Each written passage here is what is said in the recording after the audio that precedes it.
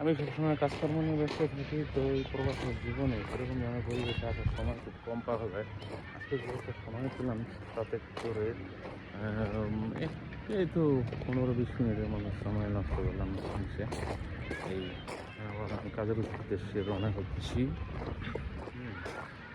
কাজের কেমন লাগলো আমার ভিডিওটি নিশ্চয়ই কমেন্ট করে জানাবেন। ধন্যবাদ সবাইকে। হ্যাঁ,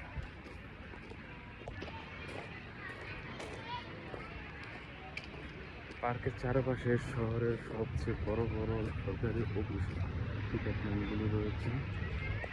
তো পার্কের ভেতর থেকে বের হয়েছি, রাস্তার পার্কিং করা সেই মোটর গাড়িগুলি আর বড় বড় ট্রাকগুলি থামিয়ে রাখা হয়েছে, তার চিকাচাকা দিয়ে এখানে বের হয়ে যাচ্ছি।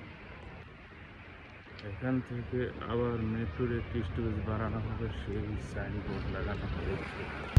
আমি এখন পাহাড়ের উপর থেকে নিচের দিকে নামছি। এখানকার নানান রকম প্রাকৃতিক পরিবেশগুলি আমি নিরাপত্তার মধ্যে কতটা মুহূর্তে সংরক্ষণাত্মক অবস্থা থাকে, যার কারণে এসব জায়গায় ঘুরতে খুবই ভালো লাগে।